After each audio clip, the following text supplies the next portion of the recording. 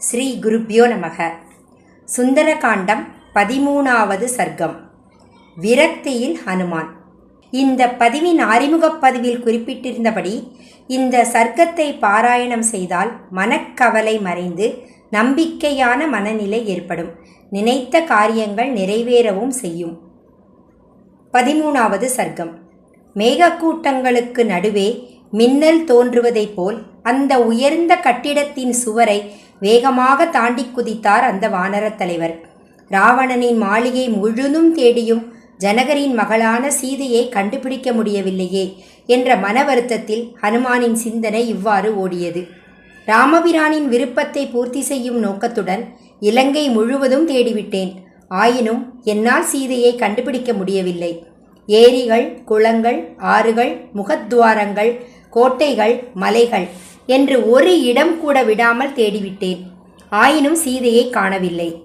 கழுகு அரசர் சம்பாதி சீதை ராவணனின் மாளிகையில்தான் இருக்கிறார் என்ற தகவலை அளித்தார்.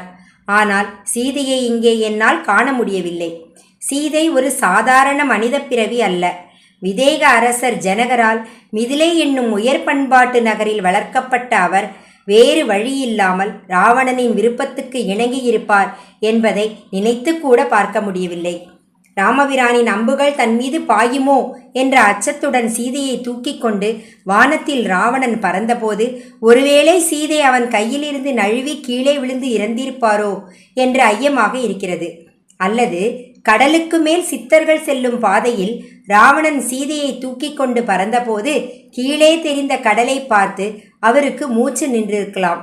அல்லது ராவணன் பறந்து சென்ற வேகத்தில் கூட சீதைக்கு மூச்சு நின்று போயிருக்கலாம். அல்லது ராவணனின் பிடியிலிருந்து விடுபட அவர் முயன்ற போது கடலில் விழுந்து கூட இறந்திருக்கலாம். சீதை தனது கற்பு நெறியில் உறுதியாக இருந்ததால் ராவணன் ஆத்திரமடைந்து அவரை தின்றிருக்கலாம். அல்லது ராவணனின் மனைவிகள் கூட அவரை தின்றிருக்கலாம். அல்லது வேறு வழி இல்லாமல் தாமரை இதழ்களைப் போன்ற கண்களை கொண்ட முழு நிலவு போன்ற ராமனின் திருமுகத்தை மனதில் தியானித்தபடியே சீதா பிராட்டி உயிர் நீத்திருக்கலாம். மிதிலை தேசத்து அரசரின் மகள் தனது விதியை நொந்தபடி ராமா, லக்ஷ்மணா, அயோத்தி மாநகரே என்றெல்லாம் புலம்பிக் கொண்டே தன் உயிரை விட்டிருக்கலாம். அல்லது ராவணனின் ஏதாவது ஒரு சிறையில் கூண்டுப்பறவை போல் சிறை வைக்கப்பட்டிருக்கலாம். ராமபிரானை மனமுடித்தவரும் ஜனகரின் அரண்மனையில் வளர்ந்தவரும் அழகுக்கும் பண்புக்கும் பெயர் பெற்றவருமான சீதை எப்படி ராவனுக்கு அணிபணிவார்? சீதையிடம் ராமபிரான் அளவற்ற அன்பு வைத்திருக்கும் போது அவரிடம் சீதை மறைத்து வைக்கப்பட்டிருக்கிறார் என்றோ துயரத்தினால் அவர் இறந்துவிட்டார் என்றோ தெரிவிப்பது சரியாக இருக்காது. உண்மையை சொல்வதிலும் ஆபத்து இருக்கிறது, சொல்லாமல் இருப்பதிலும் ஆபத்து இருக்கிறது. இந்த நிலையில் எந்த வழியை தேர்ந்தெடுப்பது என்பதை என்னால் தீர்மானிக்க முடியவில்லை. என்ன செய்வது என்று குழப்பமாக எனக்கு இருக்கிறது. இது போன்ற சந்தர்ப்பங்களில் எது சரியான வழி, எது நிலைமைக்கு ஏற்றதாக இருக்கும், எது எல்லோருக்கும் பயனளிப்பதாகவும் ஏற்பு உடையதாகவும் இருக்கும், இது போன்று திரும்ப திரும்ப சிந்தித்து மனம் குழம்பினார் ஹனுமான். அவரது சிந்தனை தொடர்ந்து ஓடியது. சீதையை கண்டுபிடிக்காமல் வானர அரசனிடம் நான் திரும்ப சென்றால் அதனால் என்ன பயன் இருக்கும்? நான் கடலை தாண்டி இலங்கைக்குள் நுழைந்து அரக்கர்களை பார்த்ததெல்லாம் வீணாகி விடாதா? இந்த நிலைமையில் நான் திரும்பி போனால் கிஷ்கிந்தாவில் உள்ள சுக்ரீவன், என் வானர நண்பர்கள், தசரத புத்திரர்கள் ஆகியோர் என்னிடம் என்ன சொல்வார்கள்? நான் திரும்பி போய் காகுஸ்த குடும்பத்தில் பிறந்த ராமனிடம் என்னால் சீதையை கண்டுபிடிக்க முடியவில்லை என்று சொன்னால் இந்த துயர செய்தியை கேட்டு அவர் உடனே உயிரை விட்டுவிடலாம். சீதையை பற்றிய மனதை பிளக்கும் துயரச் செய்தியை நான் சொல்ல கேட்டு அதிர்ச்சியினால் அவர் உடனே இறந்து விடலாம். தன் அண்ணன் துயரத்தினால் இறந்து போவதை பார்த்து அவரது அன்பு தம்பி லக்ஷ்மணனும் உயிரை துறந்து விடலாம். தன் 2 சகோதரர்களும் இறந்த செய்தியை கேட்டு பரதனும் இறந்து விடுவார். அவரை தொடர்ந்து சத்ருக்கனனும் இறந்து விடுவார். தங்கள் பிள்ளைகள் இறந்ததை அறிந்ததும் கௌசல்யா, கைகேயி, சுமித்திரை ஆகியோரும் உயிரை விட்டு விடுவார்கள். ராமரை இந்த நிலையில் பார்த்ததும் நன்றிக்கும் உண்மைக்கும் பெயர் பெற்ற சுக்ரீவனும் தன் உயிரை விட்டு விடுவார். தனது கணவன் இறந்த துயரத்தையும் அதிர்ச்சியையும் தாங்க முடியாமல் அவர் மனைவி ருமையும் இறந்து விடுவார். சுக்ரீவன் இறந்து போனால் ஏற்கனவே வாலியின் மரணத்தினால் துயரடைந்து எலும்பாக தேய்ந்து போயிருக்கும் தாரை இந்த இன்னொரு துயரத்தையும் அதிர்ச்சியையும் தாங்க முடியாமல் இறந்து விடுவார். தனது பெற்றோர் இறந்த துயரத்தை தாங்கிக் கொண்டு அங்கதனால் மட்டும் எப்படி உயிர் வாழ முடியும்? தங்கள் தலைவன் இறந்த துயரத்தை தாங்க முடியாமல் வானரர்களும் தங்கள் தலைகளை முஷ்டிகளால் அடித்துக்கொண்டு தற்கொலை செய்து கொள்வார்கள். புகழ் பெற்றவரும் பரந்த மனப்பான்மை உடையவரும் இனிமையாக பேசும் குணமுடையவருமான வானரத் தலைவர் சுக்ரீவன் இதுவரை வானரர்களை பாதுகாத்து வந்திருப்பதால் அவர் இறந்த பிறகு உயிர் வாழ்வதை விட மடிந்து போவதையே வானரர்கள் விரும்புவார்கள். இந்த அற்புதமான வானரர்கள் இனிமேல் விளையாட்டுப் போட்டிகளுக்காக கிராமங்களில் கூட மாட்டார்கள். அவர்களின் இருப்பிடமான மலைகளுக்கோ காடுகளுக்கோ போக மாட்டார்கள். தங்களுக்கென ஒரு குடும்பம் இருப்பவர்கள் தங்கள் தலைவரின் மரணத்தின் வலியை தாங்க முடியாமல் மலைகளில் இருந்து கீழே குதித்து தற்கொலை செய்து கொள்வார்கள். இந்த முயற்சியில் அவர்கள் வெற்றியடையாவிட்டால் அவர்கள் விஷம் குடித்தோ பட்டினி கிடந்தோ தீயில் குதித்தோ அல்லது ஆயுதங்களை பயன்படுத்தியோ தற்கொலை செய்து கொள்வார்கள். இந்த தோல்வியோடு நான் திரும்ப போனால் இஷ்வாகு வம்சத்துக்கும் வானரர்களுக்கும் பெரும் துயரம் ஏறிடும். அதனால் இந்த துயரங்களுக்கு காரணமான நான் கிஷ்கிந்தாவுக்கே போகப் போவதில்லை. மிதிலா தேசத்து அரசரின் திருமகளை கண்டுபிடிக்காமல் சுக்ரீவனை சந்திப்பது எனக்கு இயலாத காரியம். நான் இங்கிருந்து போகாவிட்டால் இந்த ஒரு உத்தமமான வீரர்களும் என்னுடைய முயற்சி வெற்றியடையும் என்று எதிர்பார்த்து உயிர் வாழ்ந்து கொண்டிருப்பார்கள். வானரர்களும் இந்த எதிர்பார்ப்போடு உயிர் வாழ்வார்கள்.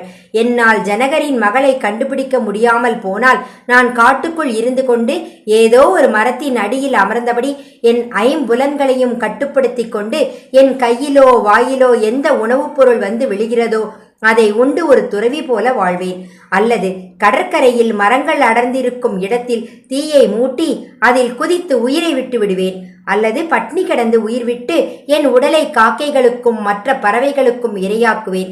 இது போன்ற மரணம் உயர்ந்த முனிவர்களால் ஏற்றுக்கொள்ளப்பட்டிருக்கிறது.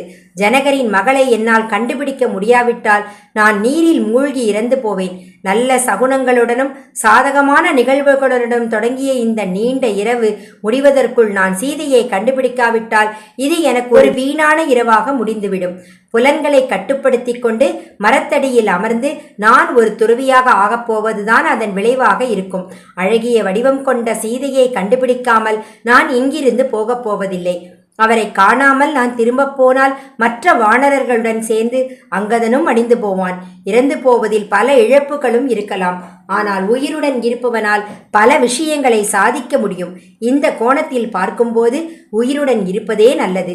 இது போன்று பல விஷயங்களை சிந்தித்த பிறகு ஹனுமானின் துயரம் குறையவில்லை. அவர் மீண்டும் சிந்திக்க தொடங்கினார்.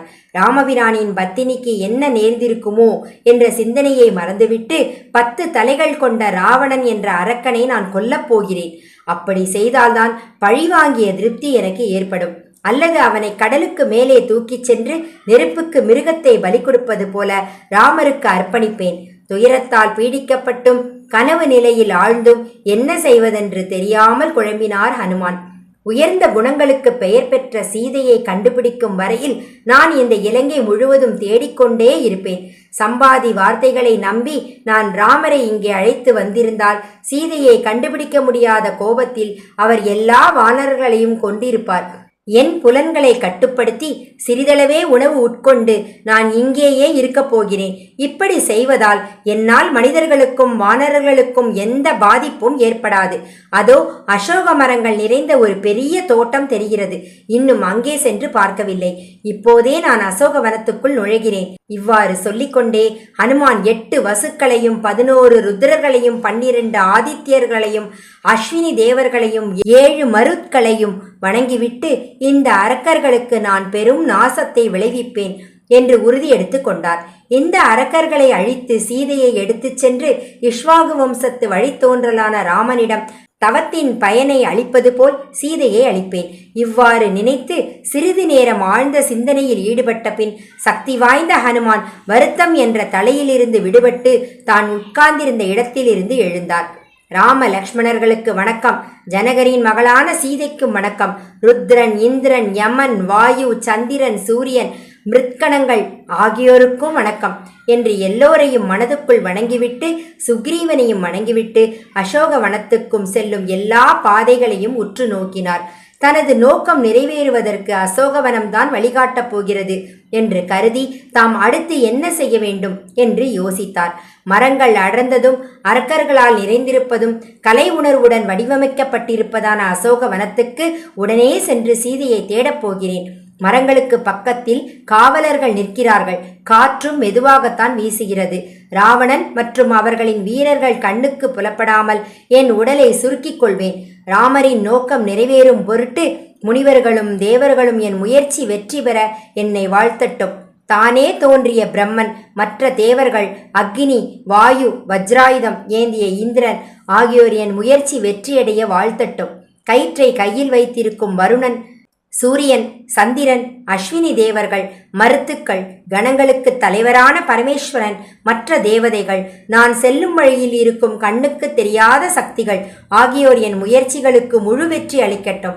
நீண்ட நாசியும் வெண்மையான பற்களும் மயக்கும் புன்சிரிப்பும் தாமரை இதழ் போன்ற கபடமற்ற கண்களும் கொண்ட சீதையின் முழு நிலவு போன்ற முகத்தை நான் எப்போது பார்க்கப் போகிறேன்? நல்லவன் போல் வேஷமிட்டு வந்த கொடூர குணம் படைத்த அரக்கனான ராவணனால் கடத்தப்பட்டு எந்த உதவியும் இல்லாமல் இருக்கும் சீதை என் கண்களுக்கு எந்த தோற்றத்தில் காட்சியளிக்கப் போகிறாரோ? ஜெய் ஸ்ரீராம், ஜெய் ஆஞ்சநேயா. ஸ்ரீராம் ஜெயராம், ஜெய ஜெயராம். 13வது சர்க்கம் நிறைவடைந்தது. 14வது சர்க்கம் நாளை தொடரும்.